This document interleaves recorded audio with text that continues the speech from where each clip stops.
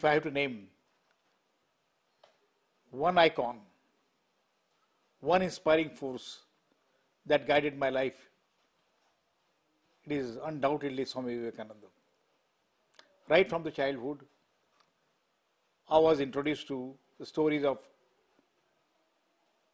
Ramakrishna Paramahamsa and Swami Vivekananda. Three things really inspired me, and they have been really the missions of life in a certain sense.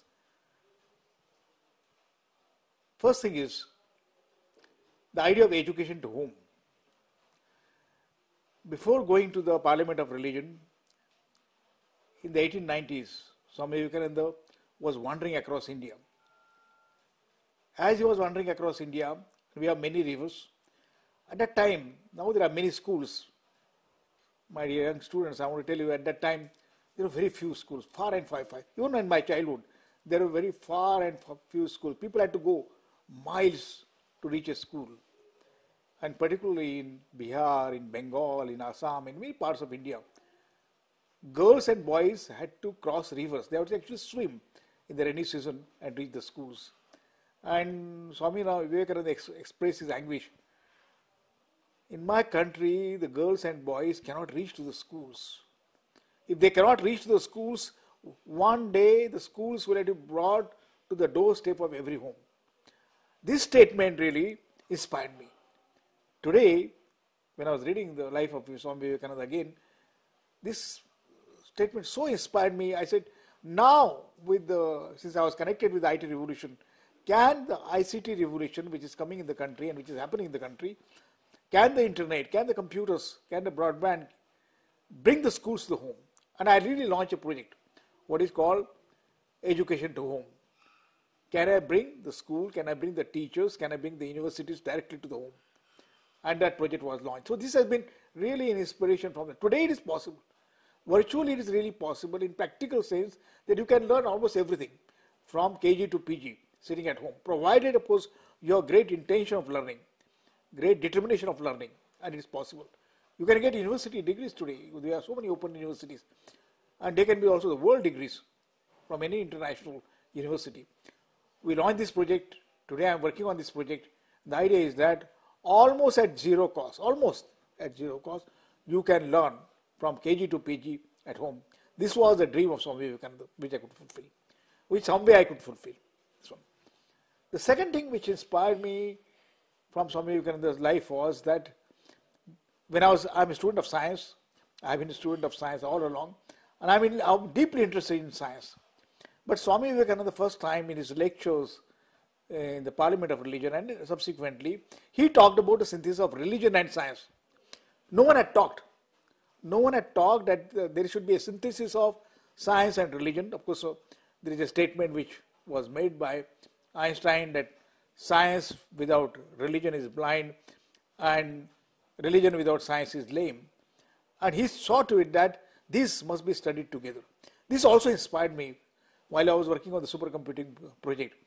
I saw that there are so much of developments which are occurring in science and technology. At the same time, the world is strife. There's so much of violence which is there. We had seen the World War I, we had seen World War II. There are so many wars which happen.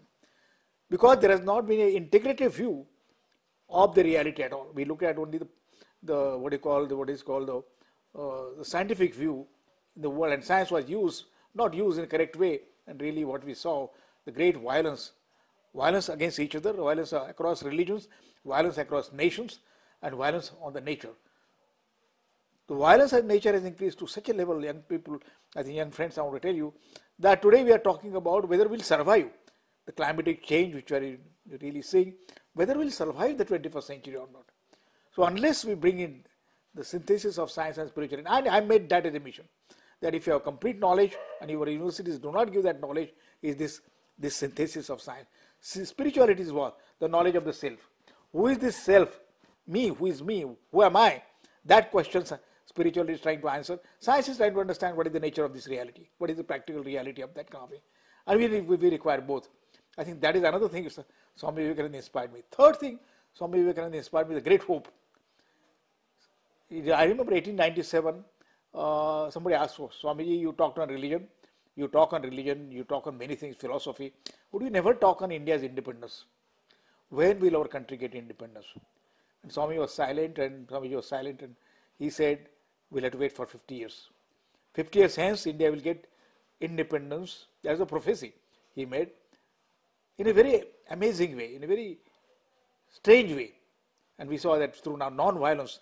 India is the only country which I think that time set an example with the example of Mahatma Gandhi, that we saw that India got independence through non-violence. Nobody saw in the world that through non-violence you can get independence from a mighty power like Britishers. That is, but 100 years later, India will create such prosperity which she has never seen in the entire history. And Swami had studied the history of India and the history of civilizations he had watched. And I'm seeing that picture being emerging now. People say that 21st century belongs to India, belongs to Asia. 21st century is India's century. And this is a very, in a time of a nation, in time of a society, this time comes very, very rarely. In thousands of years, such time occurs. Why?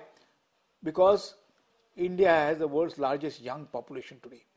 Young population like you. There are so many young people in the country, and this is going to remain throughout almost most of the part of the 21st century.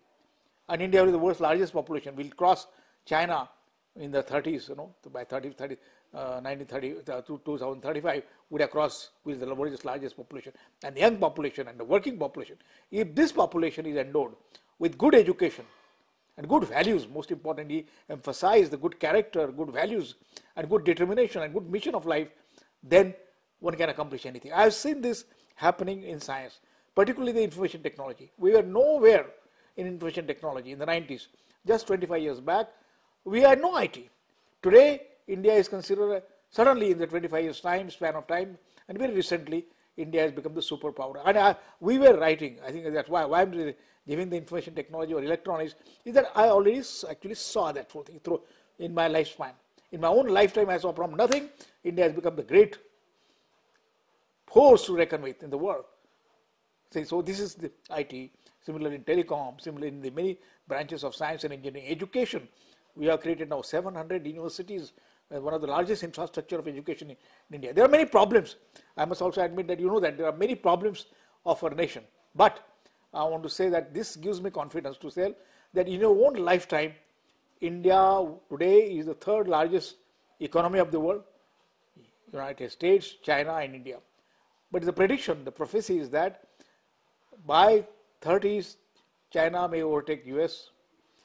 But the same prophecy which is coming from the United States is that by some very select group, it's coming from who does the futuristic studies, studies of the futures of the nation.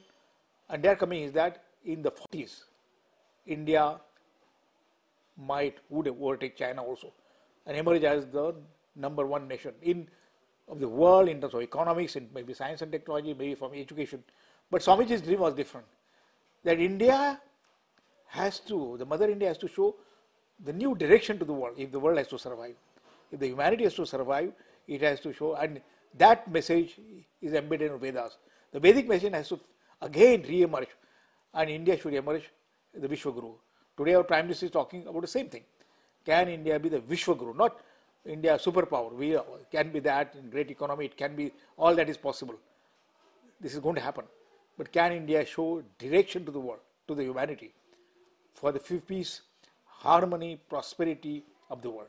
I think that is what I think I've been trying to share with people and trying to rediscover myself and rediscovering Mother India in that manner. I'm very pleased to see that Rajesh Sarvadnya has taken this movement, because why?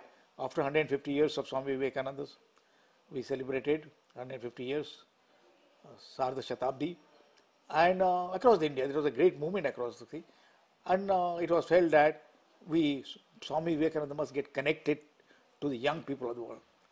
And that's why the Youth Connect movement was launched, and Sarvadnya is doing, I think Rajesh is doing wonderful work and meeting people, doing something in the language of today, in terms of the messages, the symbols, the t-shirts and anything, all the things which you carry, that how Swami Vivekananda in the modern world, the contemporary context, can get connected to the world, and so that they will be inspired to study the life of Swami.